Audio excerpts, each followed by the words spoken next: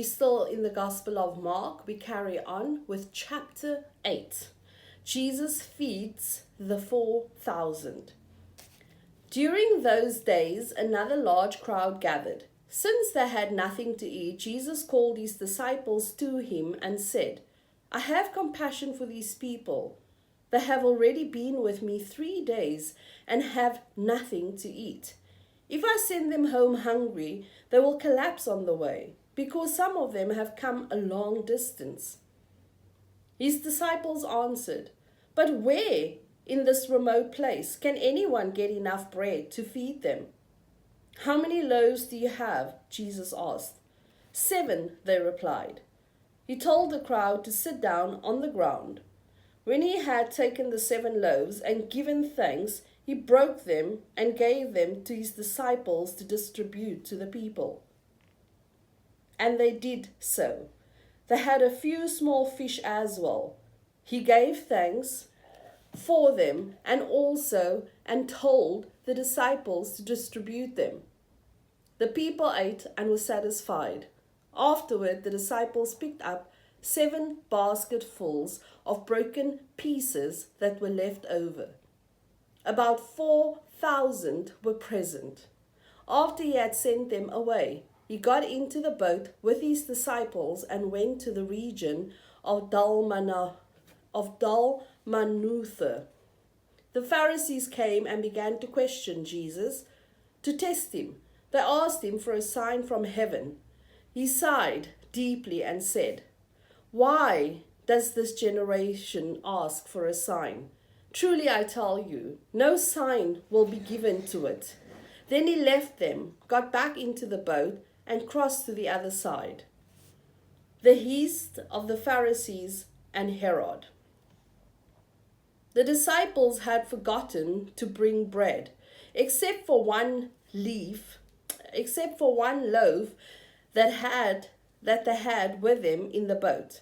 Be careful, Jesus warned them. Watch out for the yeast of the Pharisees and that of Herod. They discussed this with one another and said, It is because we have no bread. Aware of their discussion, Jesus asked them, Why are you talking about having no bread? Do you still not see or understand? Are your hearts hardened? Do you have eyes but fail to see, and ears but fail to hear? And don't you remember? When I broke the 5 loaves for the 5,000, how many basketfuls of pieces did you pick up? 12, they replied. And when I broke the 7 loaves for the 4,000, how many basketfuls of pieces did you pick up? They answered, 7. He said to them, Do you still not understand?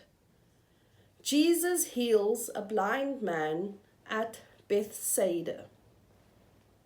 They came to Bethsaida, and some people brought a blind man and begged Jesus to touch him.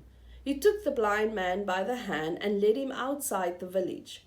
When he had spit on the man's eyes and put his hands on him, Jesus asked, Do you see anything? He looked up and said, I see people. They look like trees walking around. Once more, Jesus put his hands on the man's eyes. Then his eyes were opened. His sight was restored, and he saw everything clearly. Jesus sent him home, saying, Don't even go into the village. Peter declares that Jesus is the Messiah. Jesus and his disciples went on to the village around Caesarea Philippi. On the way, he asked them, Who do people say I am?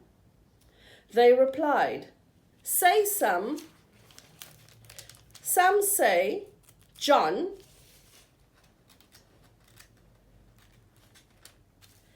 some say John the Baptist, others say Elijah, and still others, one of the prophets.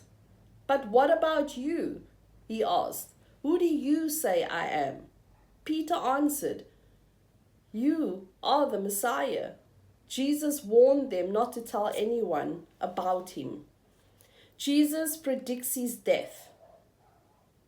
He then began to teach them that the Son of Man must suffer many things and be rejected by the elders, the chief priests, and the teachers of the law, and that he must be killed and after 3 days rise again. He spoke plainly about this, and Peter took him aside and began to rebuke him. But when Jesus turned and looked at his disciples, he rebuked Peter. "Get behind me, Satan," he said. "You do not have in mind the concerns of God, but merely human concerns." The way of the cross. Then he called the crowd to him along with his disciples and said, "Whoever wants to be my disciple must deny themselves and take up their cross and follow me. For whoever wants to save their life will lose it, but whoever loses their life for me and for the gospel will save it. What good is it for someone to gain the whole world, yet forfeit their soul? Or what can anyone give in exchange for their soul? If anyone is ashamed of me and my words in this adulterous and sinful generation, the Son of Man will be ashamed of them when he comes in his Father's glory with the holy angels."